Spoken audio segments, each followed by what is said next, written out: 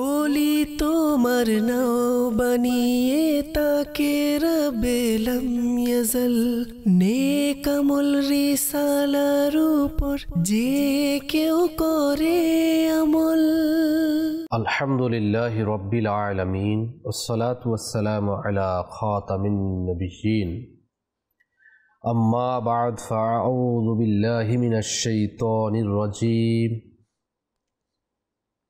বিসমিল্লাহির রহমানির রহিম আসসালাতু ওয়াসসালামু আলাইকা ইয়া রাসূলাল্লাহ ওয়া আলা আলিকা ওয়া আসহাবিকা ইয়া হাবিবাল্লাহ আসসালাতু ওয়াসসালামু আলাইকা ইয়া নবিয়্যাল্লাহ ওয়া আলা আলিকা ওয়া আসহাবিকা ইয়া নূরাল্লাহ। হুজুর নবী করিম রউফুর রহিম সাল্লাল্লাহু তাআলা আলাইহি ওয়া আলিহি ওয়াসাল্লাম ইরশাদ করেন, যায়্যিনু মাজালিসাকুম বিসসালাতি আলাইয়া ফা ইন্না সালাতাকুম আলাইয়া নূরুল লাকুম ইয়াউমাল কিয়ামাহ।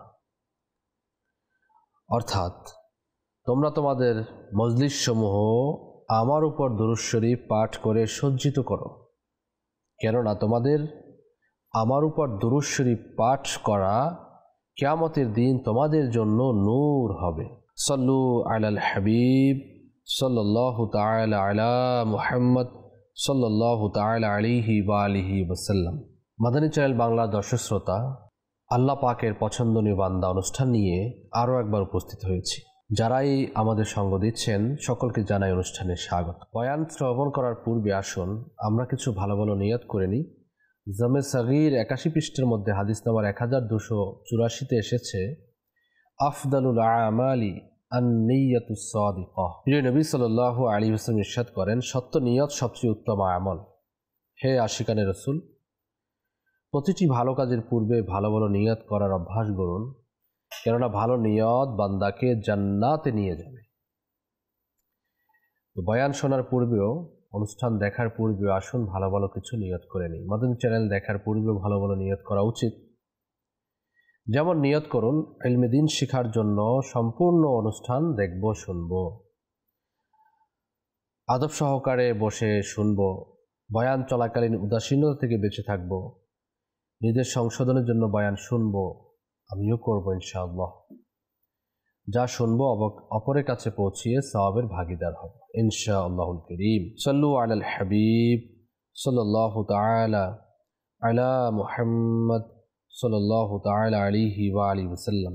আল্লাহ পাকের পছন্দনীয় বান্দাদের আমরা আলোচনা শ্রবণ করছিলাম যে কোন বিষয়গুলো যদি আমরা নিজের মধ্যে নিয়ে আসি তাহলে আল্লাহ পাকের পছন্দনীয় বান্দা আমরা হতে পারবো। এগুলো যদি আমরা না জানি তাহলে দেখা যাবে যে আমরা আল্লাহ পাকের পছন্দনীয় বান্দা হিসেবে গণ্য হতে পারবো না।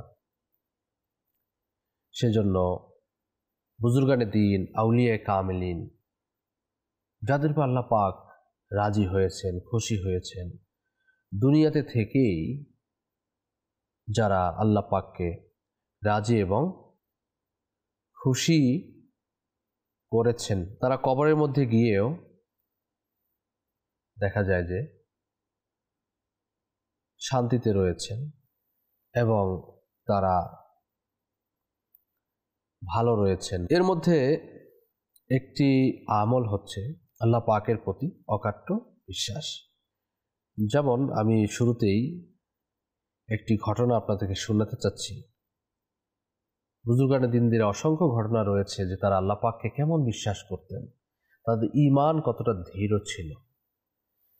আমরা একটুতেই বিচলিত হয়ে যাই, একটু অভাব আসলে, একটু সমস্যা আসলে, একটু বিপদ যদি হয়ে যায়, বিপদগ্রস্ত যদি আমরা হয়ে যাই, যদি অসুস্থতা আমাদের মধ্যে চলে আসে, তাহলে আমাদের ইয়াকিন, আমাদের বিশ্বাস, আমাদের ঈমান নড়বড়ে হয়ে যায়। আমি কি ভুল করেছি, আল্লাহ পাক আমাকে এত পরীক্ষা নিচ্ছেন? আমার থেকে কি অন্যায় হয়ে গিয়েছে? 5 ওয়াক্ত নামাজ তো পড়ি, আমি রোজা তো রাখি। এভাবে করে আমাদের জবান থেকে বের হতে থাকে বিভিন্ন কথা। অর্থাৎ বিশ্বাসের কতটা ঘাটতি। অথচ কোরআনুল মজিদের মধ্যে মহান রব তাআলা তার প্রিয় বান্দাদেরকে পরীক্ষা করবেন সে ব্যাপারে আমাদেরকে জানিয়েছেন। খুবই প্রসিদ্ধ একটি ঘটনা, আপনারা হয়তো অনেকবার শুনেছেন। কোরআন মাজিদে ওই ঘটনাটির কিছুটা ব্যাখ্যা বর্ণনা করা হয়েছে। নমরুদ সে সময় জালিম বাদশা ছিল, তখন সম্পূর্ণ সাম্রাজ্য ছিল তার। এই হতভাগা নিজেকে খোদা দাবি করত, আস্তাগফিরুল্লাহ। মানুষ তার পূজায় ব্যস্ত ছিল, অর্থাৎ একদিকে পুরো সাম্রাজ্য, অপরদিকে হযরত ইব্রাহিম আলাইহিস সালাম এমন পরিবেশে একাই সত্য কালিমার দাওয়াতকে উঁচু করছেন, দাওয়াত দিচ্ছেন, মানুষদেরকে নেকির দাওয়াত দেওয়া শুরু করলেন। আর নমরুদের এসব কিছু কিভাবে সহ্য হবে? এই হতভাগা একটি বড় আগুন জ্বালানোর হুকুম দিল। অতঃপর অনেক দিন পর্যন্ত লাকড়ি জমা করা হলো, 4টি বড় প্রাচীর বানিয়ে দেয়া হলো, এক বড় আগুনের কুণ্ডলী জ্বালিয়ে দেয়া হলো। কিতাবে লেখা রয়েছে এটা এত বিশাল আগুন ছিল, এর উপরের কয়েক মিটার উচ্চতা পর্যন্ত পাখি সেই আগুনের উপর দিয়ে অতিক্রম করতে পারত না। কোনো পাখি অতিক্রম করলে আল্লাহু আকবার জ্বলে পুড়ে নিচে পড়ে যেত। এত বিশাল আগুনের কুণ্ডলী ছিল। এবার মিনজানিক হচ্ছে আপনার পাথর নিক্ষেপ করার মেশিন। যেভাবে করে তীর নিক্ষেপ করে সেভাবে বড় বড় অনেক ওজনের পাথর নিক্ষেপ করত। আগের আপনি ধরুন না, আমাদের এখন বর্তমান মিসাইল ধরুন, কত বড় বোমা কত দূরত্বে চলে যায়। তৎকালীন সময় মিনজানিক ছিল, যেটার মাধ্যমে পাথর ছুঁড়ে মারত। এটা প্রস্তুত হলো, ইব্রাহিম আলাইহিস সালামকে মিনজানিকে রেখে আগুনের দিকে ছুঁড়ে মারা হলো। আল্লাহু আকবার। এবার এখানে অকাট্য বিশ্বাসের অবস্থা দেখুন, ইয়াকিনের অবস্থা দেখুন, ঈমানের অবস্থা দেখুন। শুধুমাত্র আগুনে নিক্ষেপ করার ধমকি দেওয়া হয়নি, আগুনে নিক্ষেপ করার শুধুমাত্র দিন এবং সময় নির্ধারণ করা হয়নি। এমন নয় যে এখনো আগুনের প্রস্তুতি নেওয়া হচ্ছিল, বরং আগুনে ছুঁড়ে মারা হলো। বিলা তামসিল, অর্থাৎ শুধুমাত্র বোঝানোর জন্য আরজ করব, কাউকে বন্দি করা হলে আশা করা যায় যে বাঁচার কোনো পথ বের হতে পারে। কাউকে শাস্তির বার্তা শুনিয়ে দিলে আশা করা যায় যে বাঁচার কোনো পথ বের হতে পারে, মুক্তির কোনো উপায় বের হতে পারে। এখানে এই ব্যাপার নয়, হযরত ইব্রাহিম আলাইহিস সালামকে আগুনে নিক্ষেপ করা হলো, অর্থাৎ আশা ভরসার সময় শেষ হয়ে গেছে। এখন ওই মুহূর্ত, সাধারণ লোকদের এই মুহূর্তে সকল আশা শেষ হয়ে যায়, কিন্তু উৎসর্গ হয়ে যান তিনি হযরত ইব্রাহিম আলাইহিস সালাম। আল্লাহু আকবার। তিনি উপমাহীন ইমানদার বুজুর্গ, শ্রেষ্ঠ অকাট্য বিশ্বাসী ব্যক্তি। রেওয়াতের মধ্যে লেখা হয়েছে, যখন তাকে আগুনে নিক্ষেপ করা হলো, হযরত জিবরাইল আলাইহিস সালাম উপস্থিত হলেন, আরজ করলেন, হে ইব্রাহিম আলাইহিস সালাম, কোনো সাহায্যের প্রয়োজন হলে বলুন। বললেন, সাহায্যের প্রয়োজন তো আছে, তবে হে জিবরাইল আপনার কাছ থেকে নয়।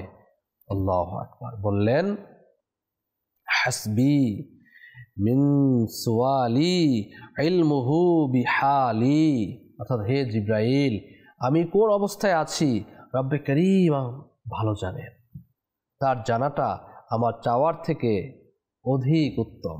সুবহানাল্লাহ। কেমন দৃষ্টান্তহীন অকাট্য বিশ্বাস! আল্লাহ পাকের রহমতের উপর, তার দয়ার উপর কি পরিমাণ অকাট্য ঈমান, কেমন বিশ্বাস! এরপর এই ঈমানের ফলাফল দেখুন, কেমন চমৎকার বের হলো, হুকুম হয়ে গেল। পারা 16 সূরা আম্বিয়া আয়াত নাম্বার 69, ইয়া নারু কুনি বারদাও ওয়া সালামান আলা ইব্রাহিম, হে আগুন হয়ে যা শীতল ও নিরাপদ ইব্রাহিমের উপর। আল্লাহ পাকের হুকুম। আগুন কে সৃষ্টি করেছেন? আল্লাহ পাক। পানি কে সৃষ্টি করেছেন? আল্লাহ পাক। বাতাস কে সৃষ্টি করেছেন? আল্লাহ পাক। সেই আল্লাহ পাক সৃষ্টিকে যদি বলে হে আগুন, ইব্রাহিমের উপর শীতল হয়ে যাও, নিরাপদ হয়ে যাও। হযরত ইব্রাহিম আলাইহিস সালাম এর ঈমান মজবুত ছিল, বিশ্বাস অনন্য ছিল। রব্বে করিম তার জন্য এত বড় আগুনকে ফুলের বাগান বানিয়ে দিলেন। রেওয়াতের মধ্যে রয়েছে হযরত ইব্রাহিম আলাইহিস সালামকে যখন আগুনে নিক্ষেপ করা হলো, তখন এর কিছুদিন পর নমরুদ তার প্রাসাদের ছাদে উঠল এটা দেখার জন্য যে ইব্রাহিম আলাইহিস সালাম এর কি অবস্থা। যখন সে দেখলো তো আশ্চর্য হয়ে গেল যে ইব্রাহিম আলাইহিস সালাম আগুনে প্রশান্তিতে বসে আছেন এবং আগুন তার জন্য ফুলের বাগান হয়ে গেল। এবার তার মনে হলো যে সম্ভবত এই আগুনে কোনো সমস্যা আছে, এই আগুনই প্রজ্জ্বলকারী নয়। অথবা সে পরীক্ষা করার জন্য এক ব্যক্তিকে আগুনে নিক্ষেপ করলো। যেই মাত্র তাকে আগুনে নিক্ষেপ করা হলো, সে খুব দ্রুত জলে পুড়ে ছাই হয়ে গেল। অর্থাৎ আগুন তার আপন অবস্থাতেই ছিল, কিন্তু ইব্রাহিম আলাইহিস সালামের জন্য ফুলের বাগানে পরিণত হলো। তার এই মহান মুজিজা দেখে অনেক লোক কালিমা পড়ে মুসলমান হয়ে গেল। প্রিয় ইসলামী ভাইয়েরা, মদিনা চ্যানেল দর্শক শ্রোতা, এটাই হলো ঈমান, এটাই হলো বিশ্বাসের বারাকাত, ঈমানের বারাকাত। এটা কোনো কাব্যিক কথা নয়, বাস্তব। যখন ঈমান মজবুত হয়ে যায়, বিশ্বাস পরিপক্ক হয়ে যায়, তখন রব্বে করিমের রহমত অবশ্যই পাওয়া যায়। আল্লাহু আকবার। আরেকটি ঘটনা আপনাদেরকে শোনাবো। হিলিয়াতুল আউলিয়া দ্বিতীয় খণ্ড পৃষ্ঠা নম্বর 144-এর মধ্যে এসেছে, হযরত মুসলিম বিন খওলানী রহমতুল্লাহ আলাইহি, যাকে এই উম্মতের হাকিম, অনেক বুদ্ধিমান ও জ্ঞানী ব্যক্তি বলা হয়েছে, তিনি তাবেঈ বুজুর্গ। তিনি ইয়ামেনে থাকতেন। তার যুগে তার এলাকায় আসওয়াদ আনসি নামক এক ব্যক্তি নবুয়তের মিথ্যা দাবি করল। সে একদিন তাকে জোরপূর্বক তার কাছে ডেকে জিজ্ঞাসা করলো, তুমি কি সাক্ষ্য দাও যে মুহাম্মদ সাল্লাল্লাহু আলাইহি সাল্লাম আল্লাহর রাসূল? বলেন, হ্যাঁ অবশ্যই। হযরত মুহাম্মদ সাল্লাল্লাহু আলাইহি সাল্লাম আল্লাহ পাকের সত্যিকার নবী, আমার আকা, আমি তার উপর ঈমান রাখি। আসওয়াদ পুনরায় জিজ্ঞাসা করলো, তুমি কি সাক্ষ্য দাও যে আমি আল্লাহর রাসূল? তিনি খুব সরলভাবে বললেন, আমি শুনিনি যে তুমি কি বলছো। এটা শুনে আসওয়াদ আনসি খুব রেগে গেল। সে তৎক্ষণাৎ হুকুম দিল যে একটি বিশাল ভয়ানক আগুন জ্বালানো হোক। তার কর্মীরা দ্রুত আগুন জ্বালিয়ে দিল। এবার হুকুম দিল যে আবু মুসলিমকে এই প্রজ্বলিত আগুনে নিক্ষেপ করা হোক। সুতরাং তাকে ওই প্রজ্বলিত ভয়ানক আগুনে নিক্ষেপ করা হলো। কিন্তু বাহ, সুবহানাল্লাহ, সুবহানাল্লাহ, যেভাবে আল্লাহ পাক হযরত ইব্রাহিম আলাইহিস সালামের উপর আগুনকে শীতল নিরাপদ বানিয়ে দিলেন, তেমনিভাবে হযরত আবু মুসলিম খওলানী রহমতুল্লাহি তাআলা আলাইহি এর জন্য আগুন শীতল হয়ে গেল। আল্লাহ পাকের দয়া, তিনি সুস্থ নিরাপদে আগুন থেকে বাইরে চলে আসলেন। এই আশ্চর্যজনক দৃশ্য দেখে আসওয়াদ আনসির মিথ্যা নবুয়তের উপর কালো দাগ পড়ে গেল। তার আশঙ্কা হলো যে এই ব্যাপারটি যদি প্রসিদ্ধ হয়ে যায়, তবে লোকেরা আমার নবুয়তকে কখনোই মানবে না। সুতরাং সে তাকে ইয়ামেন থেকে বের করে দিল, আর তিনি মদিনায়ে মুনাওয়ারায় হাজির হয়ে গেলেন। প্রিয় ইসলামী ভাইয়েরা, আল্লাহ পাকের উপর, তার রহমতের উপর, তার দয়ার উপর বিশ্বাস রাখতে হবে, অবশ্যই রাখতে হবে। কিন্তু মনে রাখবেন, হযরত ইব্রাহিম আলাইহিস সালামের জন্য যে আগুন বাগানে পরিণত হয়ে গেছে, হযরত মুসলিম খওলানী রহমতুল্লাহ আলাইহি নির্বিঘ্নে আগুনে গেলেন, এটা ইব্রাহিম আলাইহিস সালামের মুজিজা এবং হযরত আবু মুসলিম খওলানী রহমতুল্লাহি তাআলা আলাইহি এর কারামত। আমাদের জেনে বুঝে এই ধরনের বিপজ্জনক পদক্ষেপ না নেওয়া উচিত। আমরা বান্দা বান্দা হয়েই থাকবো, আল্লাহর পানা। আল্লাহ পাকের কুদরতকে যাচাই করা আমাদের জন্য উচিত নয়। আল্লাহ পাকের নবী ঈসা আলাইহিস সালামের ঘটনা, একবার তাকে কেউ বলল, হে ঈসা আলাইহিস সালাম, আপনি কি আল্লাহর উপর পূর্ণ ভরসা রাখেন? বললেন, হ্যাঁ অবশ্যই রাখি। প্রশ্নকারী বলল, তাহলে আপনি এই পাহাড় থেকে আপনি কি করুন, নিচে লাফ দিন, দেখি আপনার প্রতিপালক আপনাকে বাঁচায় কিনা। তো হযরত ঈসা আলাইহিস সালাম বললেন, আমি আল্লাহ পাকের উপর অবশ্যই ভরসা রাখি, কিন্তু তার পরীক্ষা কখনোই নেই না। সুবহানাল্লাহ। আমাদেরকেও এই ধরনটা অবলম্বন করতে হবে। প্রিয় ইসলামী ভাইয়েরা, মদিনা চ্যানেল দর্শক শ্রোতা, ঈমান ও বিশ্বাসের অনন্য ঘটনা শুনুন। 3 জন লোকের একটি কাফেলা ছিল, সিরিয়া থেকে রওনা হয়েছে।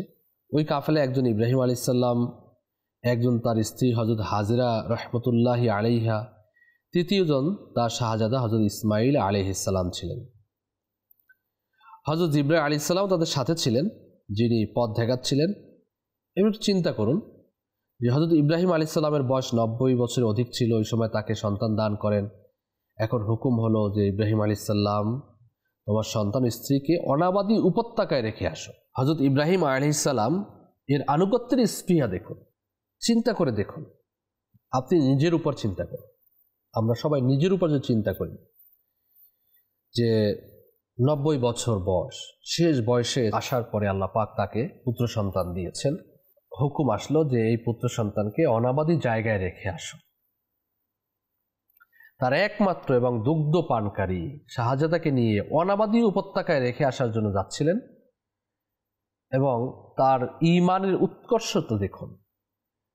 বর্ণিত রয়েছে যে হযরত ইব্রাহিম আলাইহিস সালাম আনুগত্যের আগ্রহে বারবার জিজ্ঞাসা করছিলেন, হে জিব্রাইল আলাইহিস সালাম, আমরা কি গন্তব্যে পৌঁছে গেছি? হযরত ইব্রাহিম আলাইহিস সালাম আরজ করতেন, হে আল্লাহ পাকের নবী, এখনো পৌঁছাইনি। এভাবে করতে করতে চলতে চলতে একটি উপত্যকায় আসলেন। এখানে না কোনো পানি আছে, না খাবার রয়েছে, দূর দূরান্ত পর্যন্ত মানুষ তো দূরের কথা, কোনো পাখিও দেখা যায় না। এখানে উঁচু একটি টিলাও আছে। এটা কোন জায়গা ছিল? যেখানে মক্কা মুকাররমার মোবারক শহর ছিল, এবং ওই টিলা ওই জায়গা ছিল যেখানে আজ কাবা শরীফ বিদ্যমান। এখানে পৌঁছে হযরত জিবরাইল আলাইহিস সালাম আরজ করলেন, হে আল্লাহ পাকের নবী আলাইহিস সালাম, এটাই সেই জায়গা। এবার হযরত ইব্রাহিম আলাইহিস সালাম বাহন থেকে নামলেন, তার শাহজাদা এবং সম্মানিত স্ত্রীকে সেখানে বসালেন, সামান্য পানি সামান্য খেজুর পাশে রাখলেন, এরপর ফিরে আসলেন। এবার মা হাজেরা রহমতুল্লাহি আলাইহা পিছনে পিছনে আসতে লাগলেন, আরজ করলেন, হে আল্লাহ পাকের নবী আলাইহিস সালাম, আমাদেরকে কার ভরসায় রেখে যাচ্ছেন? হযরত ইব্রাহিম আলাইহিস সালাম চুপ রইলেন। এরপর জিজ্ঞাসা করলেন, তিনি আবারও চুপ রইলেন। হযরত হাজরা রহমতুল্লাহি আলাইহা তৃতীয়বার জিজ্ঞাসা করলেন। এবার প্রশ্নকে একটু পরিবর্তন করে জিজ্ঞাসা করলেন, হে আল্লাহ নবী আলাইহিস সালাম, আল্লাহ পাক কি আপনাকে এর হুকুম দিয়েছেন? তো ইব্রাহিম আলাইহিস সালাম বললেন, হ্যাঁ, আল্লাহ পাকের হুকুম। এবার বিশ্বাস দেখুন, আল্লাহু আকবার কাবীরা, ঈমানের সুদৃঢ়তা দেখুন। অনাবাদী উপত্যকা, না পানি, না খাবার, না কোনো মানুষ, না কোনো পাখি, এভাবে ডানা মেলে, আর সাথে ছোট শিশু, ছোট বাচ্চা। এরপরে হযরত হাজেরা রহমতুল্লাহ আলাইহা খুবই বিশ্বাসের সাথে এবং প্রশান্ত মনে বললেন, হে আল্লাহ পাকের নবী, যদি এটা আল্লাহ পাকের হুকুম হয় তবে আপনি ভালোভাবেই ফিরে যান, আল্লাহ পাক আমাদেরকে কখনোই ধ্বংস করবেন না। প্রিয় ইসলামী ভাইরা, চিন্তা করার বিষয়। অনাবাদী এলাকা, দূর দূরান্ত পর্যন্ত কোনো জীবের নাম নিশানাও নেই, প্রকাশ্যভাবে এমন কোনো জিনিস নেই যার উপর ভরসা করা যেতে পারে। কিন্তু আল্লাহ পাকের উপর ঈমান দেখুন। ওই রব্বে রহমান শক্তিশালী আল্লাহ, তিনি যিনি মৃত্যু থেকে জীবিত বের করেন। আল্লাহ পাক তিনি যিনি রাতকে দিন আর দিনকে রাত বানান। আল্লাহ পাক তিনি যিনি অনাবাদী জমিনকে সবুজ সতেজ বানিয়ে দেন। আল্লাহ পাক তিনি যিনি মরুভূমিতেও ঝর্ণা প্রবাহিত করেন। শুধুমাত্র আল্লাহ পাকের উপর বিশ্বাস। কি হয়েছে? এখানে পানি নেই, ওই রব্বে করিম তো পানি দানকারী। কি হয়েছে? খাবার নেই, রব্বে করিম রিজিক দানকারী। কি হয়েছে? এখানে জীবের কোনো চিহ্ন নেই, রব্বে করিম বন্ধা জমির আবাদকারী। সুতরাং আল্লাহ পাকের নবী আলাইহিস সালাম, আপনি ভালোভাবে ফিরে যান। যখন আল্লাহ পাকের হুকুম যে আমরা এখানেই থাকি, সুতরাং আমরা এখানেই থাকব, আল্লাহ পাক আমাদেরকে ধ্বংস করবেন না। হে আশিকানে রাসূল, এই ঈমান ও বিশ্বাসের বারাকাত দেখুন। অনাবাদী এলাকা আজ তা ঝাঁকজমকপূর্ণ এলাকা হয়ে গেছে। সেখানে এক ঢোক পানি ছিল না। আল্লাহ পাক হযরত ইসমাইল আলাইহিস সালামের কদমের মাধ্যমে ঝমঝমের ঝর্ণা প্রবাহিত করে দিলেন। আজ পর্যন্ত পুরো দুনিয়া এই ঝর্ণার পানি পান করছে, কিন্তু সেটা শেষ হওয়ার নামও নিচ্ছে না। সেখানে দূর দূরান্ত পর্যন্ত কোনো জীবের চিহ্ন দেখা যেত না, কিন্তু সেখানে আল্লাহ পাকের ওই নেক বান্দি হযরত হাজেরা রাহমাতুল্লাহি আলাইহা এর কদম লাগলো। আল্লাহ পাক ওই সাফা মারওয়ার সাইকে অর্থাৎ দুই পাহাড়ের মধ্যখানে দৌড়ানোকে কিয়ামত পর্যন্ত হাজিদের জন্য ওয়াজিব করে দিলেন। প্রিয় ইসলামী ভাইয়েরা, নবী পাক সাল্লাল্লাহু আলাইহি সাল্লামের মহান বাণী শুনুন। প্রসিদ্ধ সাহাবী হযরত আবু হুরায়রা রাদিয়াল্লাহু আনহু বর্ণনা করেন, রাসূল পাক সাল্লাল্লাহু আলাইহি ওয়াসাল্লাম ইরশাদ করেন, আমার উম্মতের মধ্যে আমার ভয় নেই, তবে বিশ্বাসের দুর্বলতা। দেখুন, নবী পাক সাল্লাল্লাহু আলাইহি ওয়াসাল্লাম কিয়ামত পর্যন্ত সমস্ত ইলমের অধিকারী, কিয়ামত পর্যন্ত যা কিছু হবে তিনি সাল্লাল্লাহু আলাইহি ওয়াসাল্লাম সকল অবস্থা দেখেন। তিনি জানতেন যে আমার উম্মত শিরকের মধ্যে জড়াবে না, আমার উম্মত আল্লাহ পাককে অস্বীকার করবে না, তবে হ্যাঁ আমার উম্মতের যে সমস্যা হবে সেটা হলো বিশ্বাসের দুর্বলতা। আরেকটি হাদিসে পাক শুনুন, নবী পাক সাল্লাল্লাহু আলাইহি ওয়াসাল্লাম ইরশাদ করেন, এই উম্মতের প্রথমের লোকেরা বিশ্বাস এবং দুনিয়া বিমুখতার মাধ্যমে নাজাত পেয়ে গেল, আর এই উম্মতের শেষে আসা লোকেরা কৃপণতা ও দীর্ঘ আশার কারণে ধ্বংস হয়ে গেল। তো বোঝার বিষয়, এই উম্মতের পূর্বের লোকেরা বিশ্বাসের বারাকাতে নাজাত পেল, আর শেষে আসা উম্মতরা কৃপণতা দীর্ঘ আশার কারণে ধ্বংস হয়ে যাবে। তো প্রিয় ইসলামী ভাইয়েরা, বিশ্বাস এমন একটা জিনিস, ঈমান এমন একটা জিনিস, আমাদের মধ্যে একটু সমস্যা আসলে, বিপদ আসলে, ঘরের মধ্যে অভাব অনটন চলে আসলে আমরা একে অপরকে দোষারোপ করতে থাকি, সহযোগিতা আমরা করি না। মনে রাখবেন, সহযোগিতা করতে হবে, আল্লাহ পাকের উপর বিশ্বাস রাখতে হবে, ভরসা করতে হবে। যেভাবে করে আমাদের পূর্ববর্তী বুজুর্গানে কেরামগণ ভরসা করে আল্লাহ পাকের কাছে পছন্দনীয় বান্দা হয়েছেন, আমাদেরকেও পছন্দনীয় বান্দা হতে হলে আমাদের ঈমানকে সুদৃঢ় করতে হবে, আমাদেরকে শক্তিশালী হতে হবে, একটুও বিচলিত হওয়া যাবে না। আল্লাহ পাক রিজিক দাতা, আল্লাহ পাক পালন কর্তা, আল্লাহ পাক সম্মান দানকারী, আল্লাহ পাক ইজ্জত দানকারী, আল্লাহ পাক ইলম দানকারী, আল্লাহ পাক বিপদ আপদ দূরীভূতকারী, আল্লাহ পাক জমি আবাদকারী। আপনি আল্লাহ পাকের উপর পূর্ণ বিশ্বাস করে সকল কাজ করুন, ইনশাআল্লাহ আল্লাহ পাক আপনার কাজকে যেভাবে সমাধান করে দিবেন, আল্লাহ পাকের উপর বিশ্বাসের কারণে আপনিও আল্লাহ পাকের পছন্দনীয় বান্দা হয়ে যাবেন। আল্লাহ পাক আমাদেরকে কবুল এবং মঞ্জুর করুন, তার প্রিয় বান্দা হিসাবে কবুল করুন। প্রিয় ইসলামী ভাইয়েরা, আজ এ পর্যন্তই। আগামী পর্বে আমরা অন্য আরেকটি বিষয় নিয়ে হাজির হব। ততক্ষণ সঙ্গে থাকুন, মাদানী চ্যানেল বাংলা দেখতে থাকুন। আমিন। বিজাহি খাতামিন নবিয়্যিন সাল্লাল্লাহু আলাইহি ওয়া আলিহি ওয়াসাল্লাম। সাল্লু আলাল হাবিব সাল্লাল্লাহু আলা মুহাম্মদ সাল্লাল্লাহু আলাইহি ওয়া আলিহি ওয়াসাল্লাম। ওলি তোমার নাও বানিয়ে তাকে রবেলম ইয়াজল, নেক আমল রিসালার উপর যে কেউ করে আমল।